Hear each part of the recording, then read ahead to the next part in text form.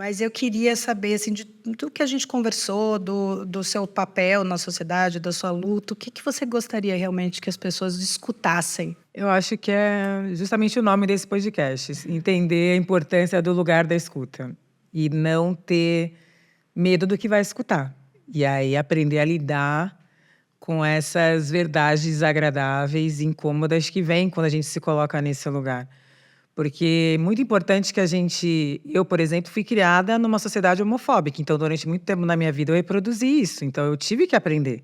Todo mundo pode Todo aprender. mundo. E eu gosto de falar isso porque o lugar da escuta, ele é ligado à empatia, mas não a empatia nessa visão que as pessoas pensam que empatia é se colocar no lugar do outro. Eu não acredito nessa construção de empatia. Porque eu nunca vou saber, Adriana, como uma mulher heterossexual, o que que é de ter medo de apresentar a pessoa que eu amo para minha família.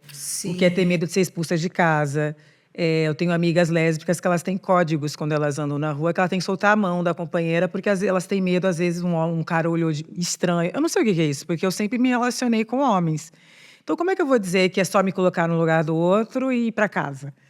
Então, eu entendo a empatia como uma construção intelectual, como um processo que eu tenho que começar escutando. Eu fui aprender como? Escutando que as mulheres lésbicas tinham de dizer, os homens gays. Eu fui ler sobre. Então, exige de você um empenho, Exato. um trabalho. Eu tive que matar o opressor dentro de mim. Eu tive que entender que muitas vezes eu fui a pessoa que produziu aquilo e que eu fui agente de dor para essas pessoas. Eu tenho que admitir isso. Porque aí, quando eu vou entendendo a empatia como uma construção política, uma construção intelectual que orienta a minha prática política, eu entendo a empatia como uma construção intelectual e política. Sim. Aí eu consigo entender que eu quero ser agente de transformação e não mais agente de dor.